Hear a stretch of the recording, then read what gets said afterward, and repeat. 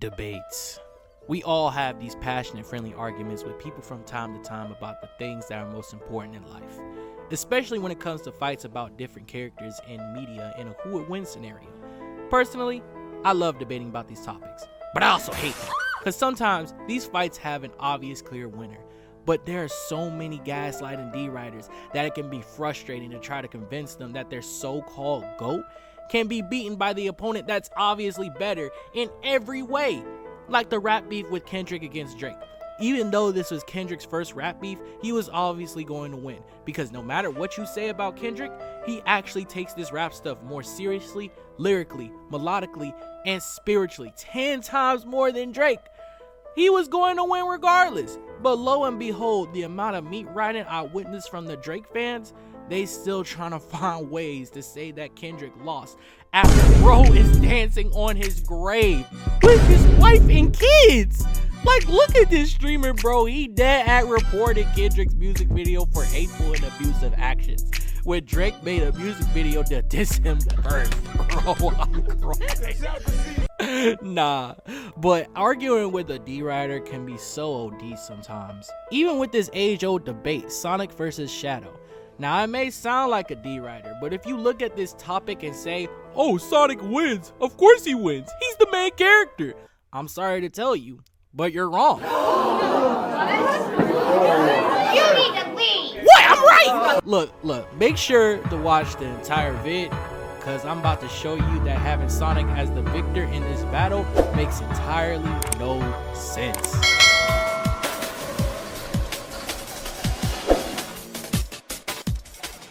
What's up, Assassin Mercenaries? It's your boy Jukester here, and welcome back to the arena. First and foremost, I want to thank everybody that decided to watch the last video. This is a major change to the channel, so I just want my current and new subscribers to know that.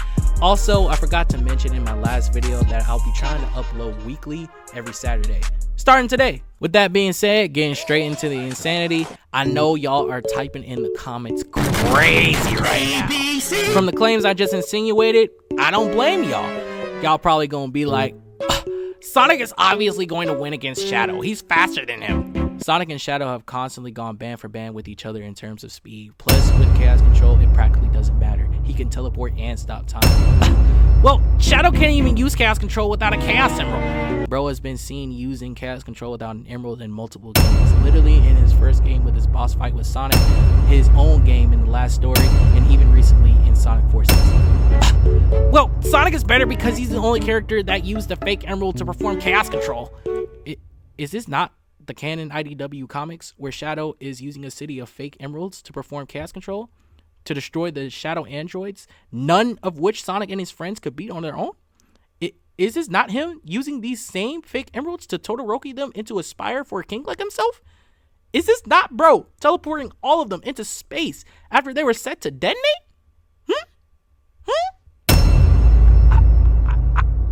I'm still putting my money on Sonic because he's the main. You have no idea how good Tim Duncan was. Oh my god.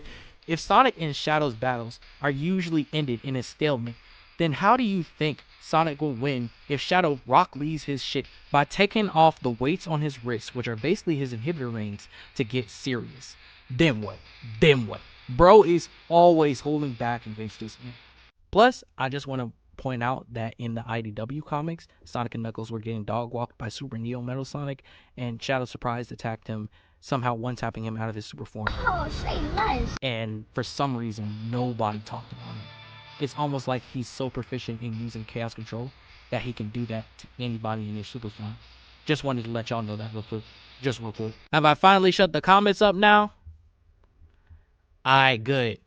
Before I get any more deeper into this, I just want to let y'all know that this isn't a power scaling video where I gap about both of their feats, skills, and experience and compare them both to see which is better.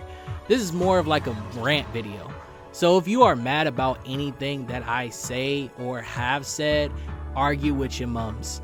I'm not here to argue with anybody about this. I'm just here to voice my opinion. An opinion that's based on facts, which doesn't make it an opinion. So I'm just here to voice my facts. Alright, so if you're still not convinced, somehow, that Shadow can't beat Sonic, it's okay. It's okay, bro. Because at the end of the day, it's not your fault. It's SEGA's fault. They have practically programmed you into believing into this narrative. And here's why and how. Have y'all ever cooked something so good that it exceeded everyone's expectations? Then somehow you lost the recipe for that dish and you were just unable to cook the same way you cooked last time, leaving the people you served dissatisfied and disappointed. That's what happened when SEGA made this masterpiece on June 19th, 2001. Sonic Adventure 2 is one of the best games SEGA has cooked up in a long time. This is also the game that debuted Shadow, and another reason as to why some people still believe Sonic can beat Shadow, but I'll get to that later. This game staples Shadow as the best character in the entire franchise. However, SEGA wasn't expecting that. They wanted that man dead, and to stay dead. But them niggas was seeing dollar signs from Sonic Adventure 2 that they've never seen before. And it was all because of Shadow. The fans were fiending for that nigga. So they were like, damn, these niggas want him more than Sonic. Bet. What's the worst way to bring a character back? So they gave this nigga amnesia, made him question his whole identity in the entire story of Sonic Heroes. Bruh, are you kidding me? They gave him his memory back, but possibly in the worst way ever, in his own game. Now that's just disrespectful. Now, why am I bringing this up? It's because Shadow is basically Sega's child prodigy that they never wanted. You see, Sega isn't the brightest of the bunch. They want Sonic to be the popular and more appealing character to their fans. I mean, obviously they do. He's the face of the brand, but it's done to such a poor taste where they don't focus on any other character in the franchise. So they sideline them narratively by making their character more boring, incompetent, and weaker. They use this formula in multiple games, for example, Sonic Forces. I sincerely doubt that after Sonic got taken out, Eggman was instantly able to just take over the world without anybody stopping him. With the amount of powerhouses that are in the Sonic franchise, like no one could have used the Chaos Emeralds, the Master Emerald, they literally had Silver. And where was Shadow the entire time? I know he had a DLC in the game, but after Sonic got attacked, bro just vanished and got framed for siding with Eggman. Then just reappeared after what, like 6 months to say, that nigga framed me! Like what? And this doesn't even get explained in the IDW comics after the game. This was even done in Shadow's first game with the final showdown against the two hedgehogs. Now it's implied that Sonic beat Shadow even with the Sonic Generations boss fight, but I don't think that's the case. Even though Shadow said, it's over for you nigga, then proceeded to get laid out, I think he just got like a critical hit or something around the manner of that, because Shadow wasn't really trying to stop Sonic. He was more likely trying to slow him down. And yes, he did say that he was gonna kill him, but if you remember what Shadow's true endgame was, it wasn't to activate the Eclipse Cannon. It was to throw the Ark at the Earth to destroy humanity. So, at least in my perspective, watching that scene again, knowing Shadow's plan, I feel like he said that because Sonic had already activated his trap card. He was already done. So I feel like he didn't really need to do much in the fight in terms of killing or stopping him. It was already over. And my point is further proven in the Sonic X SA2 adaptation, where Shadow is much more mysterious about his plans. And Sonic does get the last hit in on him after stopping the Eclipse Cannon, but bro is not beaten. He proceeds to get up and say, "Tick-tock nigga, this nigga's diabolical!" But nah, getting back to the point, due to how much money Shadow was able to give Sega, they were financially forced to keep him. The only reason why these niggas decided to do the Year of Shadow was to keep their pockets warm. Also, he about to be in the new movie, which is great marketing, by the way. But, Sega, I know you watching. Where's that goddamn trailer? However, I don't feel like that they would be giving him half as much attention as they would be if this wasn't happening for him. Sega doesn't want Shadow. They are purposely trying to find ways to narratively demean his character and abilities. Now you may be like, this nigga is reaching for the stars with all this cap at this point in the video. But how can I be capping when there's a 13 mandate list on how Sonic stories should be developed? I have never seen anything like this for any type of franchise in my life. Like, just look at some of these. Number 3, Sonic can't cry. They basically is trying to say that he's a man and men don't cry. And if you do, you're a sissy. When in actual fact, men do cry. It would actually kind of make him likable or relatable if he cried. I mean, I cry. It's actually healthy to cry. Then you got number 12. Characters aren't allowed to have romantic relationships. Why? What's wrong with the characters having a little love in their life? It might actually help them. I can't remember the last time Shadow smiled about something in the games. Give my nigga somebody to love. Like, what's the point of Amy? What's the point of someone as God as Rouge? Then we got the most atrocious one, number 7. Male characters can't wear pants.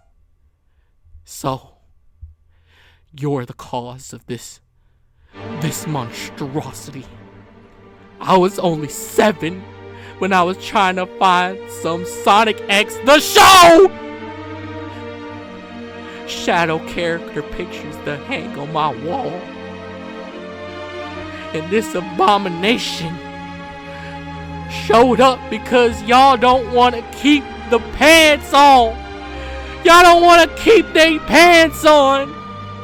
Why can't y'all keep your kicks to yourself? Like, I think I'm gonna be sick. Ah! But that's not all. There are others, but they're not as bad, except for this one. It's not written as a rule, but as like a hidden mandate that was noticed by a familiar writer. But it basically states that Shadow is required to have the most character notes on him out of everyone. Even Sonic, their poster boy. How does a singular character get a whole mandate placed on his head for story development? And he's not even the main character. I'm telling y'all, bro, it's a conspiracy. They trying to set my nigga up to fail. And they low-key already have. You see, in the IDW comics, there was a saga in there called the Zombot Virus Saga. Basically, Eggman created this virus that turned everybody into robot zombies. I don't even know how that works. Sega's not the brightest of the bunch. For a majority of the story, Sonic was infected, and to prolong the transformation, he would continuously use his speed. My problem with the story is that when Sonic went to meet up with Shadow to help him and his team with the infected city, he told him how he could prolong the transformation in case he got infected. You know what this nigga Shadow said? I don't need any help or advice from you. I'm the ultimate life form. I don't run, nor do I get infected. Oh my God, bro. Oh, hell no, man. What Bro. the fuck, man? What? Part of me believed in him because yes, he's the ultimate life form. He's practically immortal and can't get sick. But majority of my mind was like, bro, he's just trying to help you. Nigga starting to sound a lot like another character I know. Then 2 seconds later, he proceeds to get infected in the most embarrassing shot I've ever seen him in. He got infected in the stupidest way possible too, bruh. Instead of taking Sonic's advice and running to prolong the infection, he kept fighting because of his pride. When did he have that? Exposing himself to more of the virus. When I saw that, I was convinced that this wasn't the Shadow that I know and love. And I was right to think that. A few days ago, I was just looking on some Sonic Reddit thread thing, I don't know, and I stumbled upon this comment. Now, I didn't bother to check the sources that this comment mentioned to see if they were true, but majority of it is about Ian Flynn, who was for a while the chief executive writer for the Sonic Archie comics, and is now a writer for the IDW comics. And if that name is familiar, it should be, because he's the writer who complained about the mandate restricting Shadow. This is what the comment had to say about his discrepancies on the Zombot saga. The problem with the Metal Virus arc for Shadow is not due to the writers. Ian Flynn stated on his podcast, The Bumblecast, that the thing was going to go differently. Shadow was going to take off his inhibitor rings after getting overwhelmed, trying to save everyone, and it would cause the virus to spread quicker. Not only that, it would have caused Shadow to become corrupted as he turned into a Zombot. But SEGA is literally mandating that Shadow be portrayed as Vegeta 2.0. None of the writers like the way they're being forced to write Shadow, because this isn't Shadow, but it's a SEGA mandate, so they can't do anything about it if they want to include Shadow in the story. So please don't say that Ian Flynn needs to take inspiration from how he wrote Shadow in the Archie comics. He wants to write Shadow that way, but SEGA won't allow him to. And whatever SEGA says goes. And unfortunately, there is a mandate on how Shadow needs to be portrayed. Ian Flynn can't go against those mandates and just write Shadow how he wants, ignoring the mandates. Because then SEGA will just tell IDW to fire him and find a new writer for IDW Sonic. And as this is a licensed comic, yeah, SEGA can actually do that. Nah. I done caught these niggas. They outright trying to shaft this man. They only use him as a cash cow when they running low on dinero. That's why we've been getting bad Shadow storylines. That's why my GOAT can never get a break. And most of all, this is why my GOAT keeps getting compared to Sonic's ass when he obviously can whoop him out of his feet. SEGA is not the brightest of the bunch, and I'm not gonna stand for it. Like the comment said, the writers don't like the way how they're forced to write Shadow. But this is only for the licensed properties such as the IDW comics and the games. SEGA has less of a grip on the writing on their TV shows, and this is where I witnessed peak Shadow. For those who stayed until the end, I appreciate every last one of you, and I just wanted to let you know that this is only the beginning to a series of videos that highlight what I've been preaching this entire video and what SEGA has been trying to hide for the past 23 years, that Shadow can beat Sonic any time of the day, any time of the week. No emeralds, no help, just straight hands. And best believe I'm going to talk about the movie when it comes out too. Cause movie Sonic couldn't even beat Knuckles in his own movie too. He had to talk no jutsu his ass. Shadow can whoop Sonic out of his feet. So without further ado, I hope to see you there. Let's go.